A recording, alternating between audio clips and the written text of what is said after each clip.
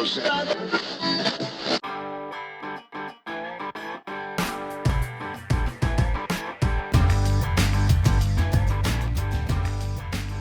and welcome to Wise About Texas, the Texas History Podcast. This is your host, Ken Wise.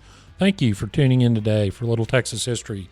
Today we're going to continue the series I've been doing, visiting various sites that were important in the Texas Revolution and interviewing the directors of these historic sites to get a feel for what you can see if you want to go explore some of the places where important pieces of the Texas Revolution occurred. And today, the last episode we did was the Fannin battleground. Well, after Fannin lost that battle, he and his men were marched back to Presidio La Bahia, where they had been holed up, and they were eventually, almost all of them, executed on the orders of General Santa Anna.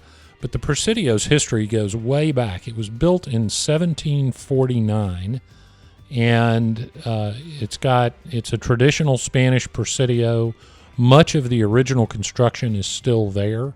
Some of it has been redone by necessity, of course. It's hundreds of years old. The church was built, that's within the Presidio walls, was built in 1749, has been a church since that time, and continues to serve as a church for the Diocese of Victoria. So I got to sit down with Scott McMahon, the director of the Presidio, and talk about the history of the place, and of course the events that occurred during the Texas Revolution. Now, a word about the audio. We conducted this interview. The Presidio is closed to the public during this 2020 coronavirus pandemic. Hopefully that will change shortly. This episode's being released in late April 2020, and we all hope that that changes and that it gets to open back up. So it was just he and I at the Presidio, and we did the interview in the 1749 church. And so the volume might be a little low and there might sound like there's a little echo, but I couldn't pass up the chance to spend some time in that hundreds of years old place. And as a matter of fact, most of the Fannin's troops were held, and when they were being held in the Presidio, were held in that very church. So we were talking about the Texas Revolution, and those men's, certainly the spirit, we didn't see any ghosts, but the spirit of the revolution was very much present where this interview was conducted. So that was a special opportunity. So enjoy this interview with the director of Presidio La Bahia, Scott McMahon. Scott, thanks for being on Wise About Texas today. I'm glad to be here. Now introduce yourself, tell us a little bit about your career and what your position here at the Presidio is. I am the director of Presidio La Bahia. I started off as the assistant director here in 2014, worked my way on up, but I have been involved in Texas history sites since about 2006. I started out at Barrington Farm, and then moved up to Washington on the Brazos. But I've been doing living history and been involved in Texas history since I was about 14. Well, tell us, the Presidio and the chapel is a little bit different than your regular Texas Historical Commission sites. It's actually owned by the Catholic Church. Yes, sir. It's owned by the Diocese of Victoria. That's been in the church's hands since the 1850s. And they picked it up just because they wanted the chapel back, because this was the parish church at the time, and the surveyor that came out actually surveyed the entire fort, so they ended up with a fort and a church. So they purchased the land where the fort sits in addition to the church. Yeah, actually they did buy it back from the state of Texas. They built it in the 1700s, and then it reverted into the Republic of Texas hands, and then they bought it from the state in the 1850s. Well, that's quite a title history. Yeah. So the church is here and still active, is that correct? Yes, sir. We have Mass here every Sunday at 5 o'clock. And then talk about the fort. It was built on this site, 1749? 1749. And then is what the public sees here at Presidio La Bahia the original fort? Portions of the walls are original. The footprint of the fort as it exists today, you would be familiar with from about 1790 on up into the 1830s.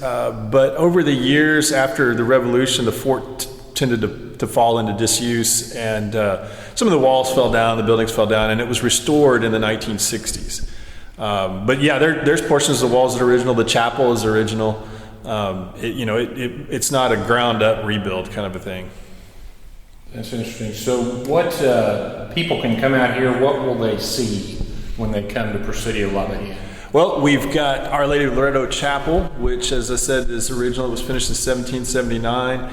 We have the walls and battlements, bastions from the fort from the 1790s, 1830s. Basically, what you'll see when you come here is the fort as it looked when Fannin was here in 1836. So you've got a pretty good idea of what the Texians that were here during the Revolution would have been seeing and where they would have walked and lived and carried out their daily lives. What sort of programming do y'all do to interpret this site for the public? Our biggest program of the year is the Fannin Massacre reenactment. We do that the last weekend of March every year. It's the weekend closest to Palm Sunday. And that's a couple of different battle reenactments and some living history programs and encampment within the walls. But throughout the year, we try and do stuff generally on a monthly basis. Just programs that focus on different periods of history from the Spanish period on up. We've got a program coming up in the fall on the Kentucky Mustangs that were here during the Revolution. In June and July, we do a program called Wayback Wednesday. So every Wednesday, we have an interpreter in period clothing, working on uniforms, equipment that was used here, just kind of a hands-on thing mainly for the kids since they're off during the summer. And it's been a real popular program. People bring their kids out every summer. Kids learn things. They don't realize they're learning things, which is kind of what we're shooting for. Is we want to keep educating them about the history that we have here. Well, let's go back a little bit before the Revolution. I mentioned to the introduction to this episode that we're in the middle of the 2020 coronavirus pandemic, and so the facility's actually closed at the moment, right? Yes, sir. But many people will hear this right before it opens back up, hopefully, or after it opens, and they can come out here. And it's obviously a critically important part of the Texas Revolution, which I'll ask about in a second. But let's go back to 1749 when you said it was built. What are some of the activities that would have gone on here?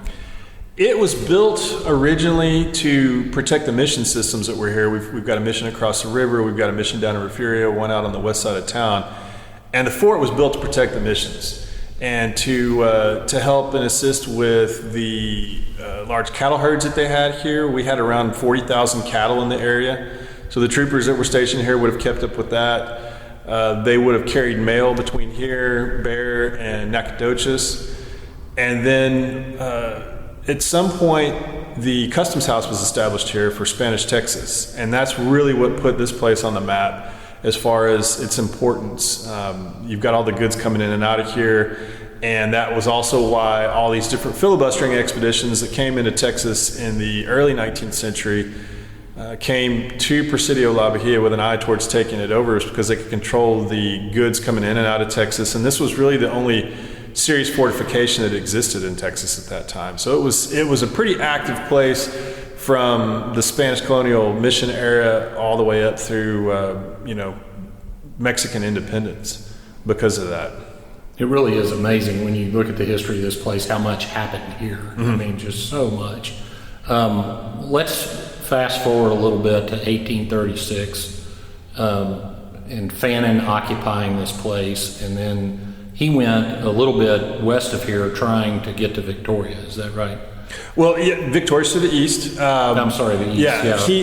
Yeah. He headed up to, briefly made an attempt to go up towards San Antonio to relieve the Alamo. Of course, that didn't work out. His oxen and equipment broke down, and he turned around and came back. And he basically spent most of his time prior to the massacre reinforcing this site. They dug ditches inside the walls. They threw up a picket palisade, strengthened the walls. Drilled his men. The men complain in their diaries because they have to drill 3 hours in the morning and 2 hours in the afternoon. And we've actually got a section of that entrenchment that we did recently. If they were drilling 3 hours in the morning and 2 in the afternoon and digging holes out here, these guys were pretty worn out. Imagine. But yeah, they stayed pretty busy fortifying and training the troops that were here. And of course, the battleground is a little bit to the east, but before that battle, when they tried to leave, they came back here, right? And then they leave and, of course, are captured, and the fort is captured, and they're imprisoned here for a period of time. Yes, sir. And then tell what happened. Tell the story of the massacre. Okay. Well, after the Battle of Coletta Creek, Fannin and his men were brought back here to the Presidio. They were held for about a week, actually inside the chapel where we're at right now. So several hundred men in the chapel space. Probably, I would guess, around at least 300 men were packed in here. So it was pretty tight, uncomfortable quarters. But at the end of that week, they were told they were going to be sent home. They were split up into 3 groups. One of the groups was told they were going down to the coast to be put on ships and sent back to the United States. The other 2 were told they were going to collect wood and water. Everybody was in fairly high spirits, so they marched out of the fort 3 different roads, one back to the west, one to the north of us, and one kind of back to the southeast. And about a mile outside of the fort, each one of the groups was halted. The Mexican soldiers that were escorting them stepped off the side of the road, turned on the Texians, leveled their muskets, fired into them, and they massacred them. The men didn't, for the most part, didn't know this was coming. This was a surprise to them. The interesting thing is that the wounded that were still here at the fort that weren't able to be marched out heard what was going on. I mean, you can hear gunshots all around out here. It's pretty open. And they were drug out at that point then and shot. And Fannin was one of the last men to be shot. He was shot here in the chapel courtyard. And that basically did end the command and the garrison of Fort Defiance. Let me see if I can do this on an audio podcast. But if you come out here and you can climb up on one of the battlements of the fort, you can look out over the valley, basically. What do you know where the men were marched? I mean, can you point? We have a pretty good idea. If you were to stand in the bastion in front of the chapel, that's the northwest bastion, and you look to the west, slightly northwest, about a mile out that direction, or a little less, is where one of the groups is taken. The other one was taken to the northeast and marched down towards the river, and that's where they were massacred at. The other one was back to the south, and you could see that general area from the southeast bastion, opposite end of the fort. But today, a lot of this has grown up. Historically, it was a lot more open. Trees were cut down for firewood, for building, that sort of thing. And over the years, it's all grown back. But had you been here in 1836, you probably could have almost seen these men where they were at. I mean, they were that close to the fort. But yeah, if you stand up there today, you can kind of get the idea of where these guys were taken. Well, folks can look at pictures before they visit and when they visit the chapel as an obvious prominent structure within the walls. What describe the execution of Fannin? Fannin was taken out into the chapel courtyard and was seated in a chair about where the gun ramp comes down today, the gun ramp in the west wall. And that's where he was actually executed at. We know this because there's period accounts from men that were with him at the time. They say when he was shot, his body fell out of the chair and his cap rolled off into the ditch. Well, there's only one ditch in this chapel courtyard, and it was along that west wall. So you could actually see that spot where he would have been shot at right there. And it's pretty, I think it's pretty special that you can be here in the same place where these men were at and where these historic events took place. And I mean, you're walking the same ground that they were. Yeah, that really does make this place is one of the sites in Texas where you really can feel connected because so little has changed relative to the change that has occurred at other places. But Fannin and the men were not buried here. No, they weren't. They were collected up, and the Mexican army attempted to cremate them, just like the soldiers at the Alamo had been done. From what we understand, the wood that they had access to was fairly green, didn't do a good job of it. They buried the men in shallow graves. And then the Mexican army basically moved on. They were headed east, towards what we know is the San Jacinto portion of the campaign. And the coyotes, the wolves, the dogs that were left in town here ended up digging up the remains and scattering them across the prairie, so that when the Mexican army retreated back through in late May, early June of 1836, and General Rusk followed these men on their retreat. When Rusk's army got here, they found the remains of the Texian soldiers. They collected them all up, reburied them in one mass grave, and that is today where the monument stands, just to the southeast of the Presidio. So they were collected up in June of 1836 and reburied, and then of course in 1936, 1937, we have a centennial, events that are taking place in Texas, and a big marker basically was built to commemorate the grave of Fannin and his men. So they do rest near where they fell, or as close as Yes, sir. would have been possible. But what's interesting is there's also graves in the courtyard of this chapel. Tell us about those. We have several graves here. Only 2 graves are marked. One is from a young lady that we think she contracted some sort of yellow fever, cholera, tuberculosis. She contracted some disease here in the area and passed away. She's buried in the courtyard of the chapel. Annie Taylor. Previous director Newton Warseka is buried here, probably the first person to be buried here since the mid-1800s anyway. And there's quite a few graves that are out here that are unmarked. Probably had wooden crosses or headstones at some point. They just disintegrated over the years. Some of the family members can still go out and point to where their ancestors are buried.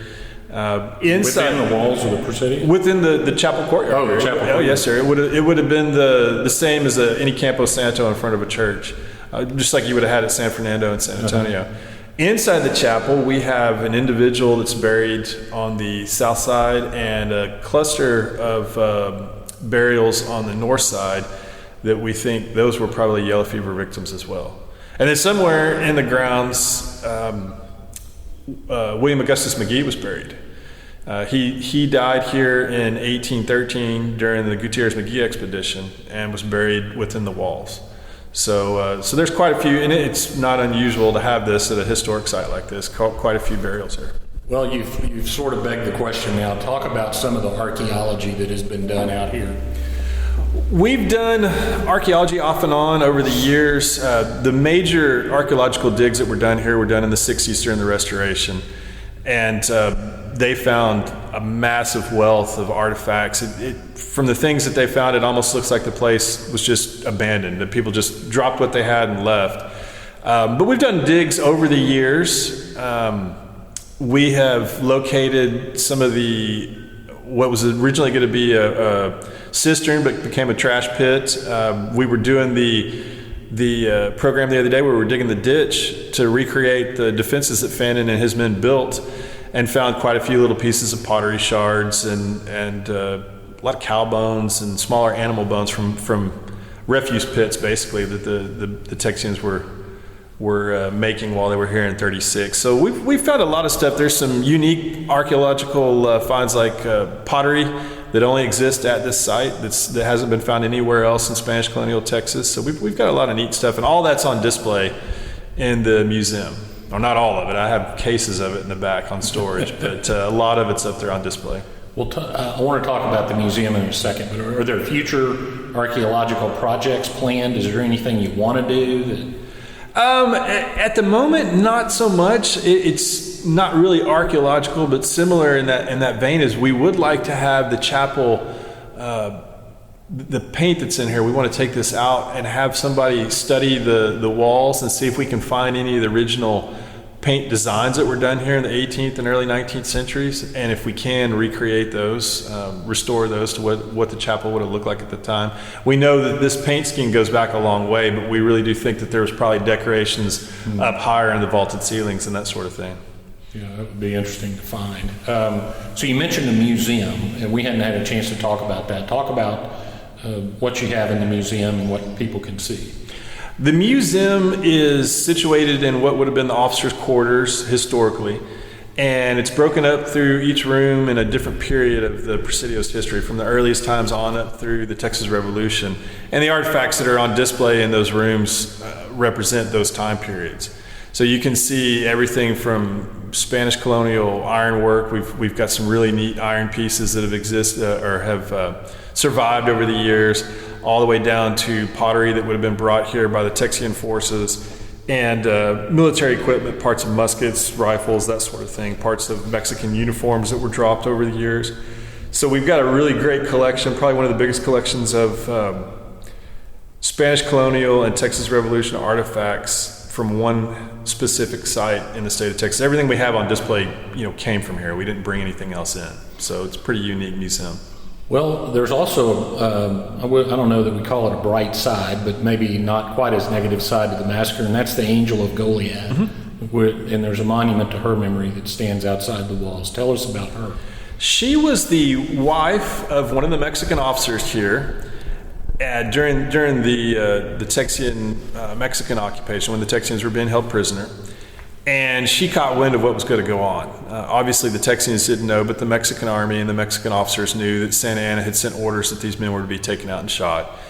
And in an attempt to save as many as she could, the Angel of Goliad started to pull young men, some of the teenage participants that were here on the Texian side, and hide them in different locations to spare them from being massacred. So she ended up saving, we think, maybe 15, 20 men from being massacred. But yeah, she was a pretty unique character. She went on to end her life, live the rest of her life at the King Ranch. After she left here, I don't know exactly what happened between here and there, but she ended up on the King Ranch, and that's where she spent the rest of her life.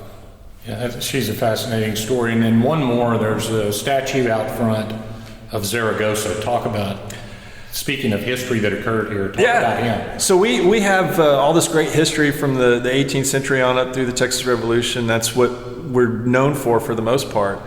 But during the early Mexican period, the garrison commander here for the Mexican forces that were stationed here, his family gave birth to a son who was later to be known as the kind of the savior of Mexico for a while, General Ignacio Zaragoza. He was son of a garrison commander here at the Presidio Company, ended up with his family moving back down into Mexico proper. And if you've ever heard of Cinco de Mayo, I don't know if you know about that celebration, but a little bit about that. It celebrates a Mexican victory over the French at the Battle of Puebla in 1862, and the Mexican general that commanded those forces there was Ignacio Zaragoza, who was born just outside of the walls of Presidio La Bahia. So we've got a direct tie with that celebration here.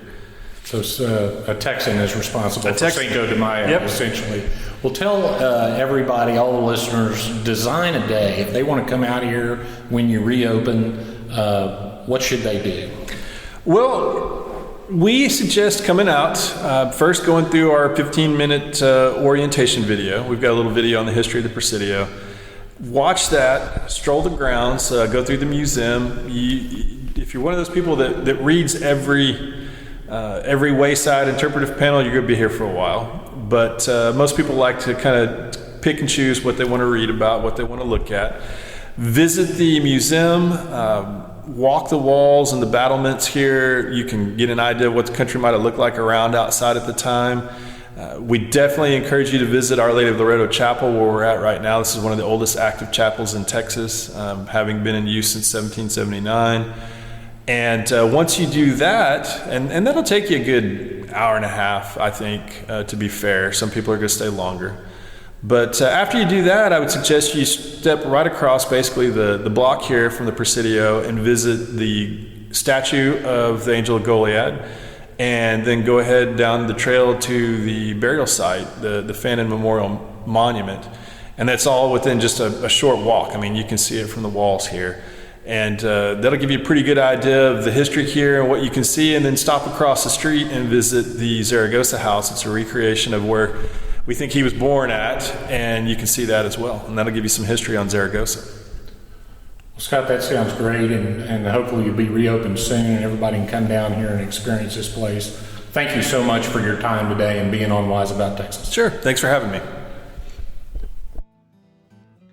Well, that was a really special opportunity to spend some time in Presidio La Bahia, and I enjoyed it very much. The Presidio's address, if you're trying to get there, is 217 US 183 in Goliad, Texas.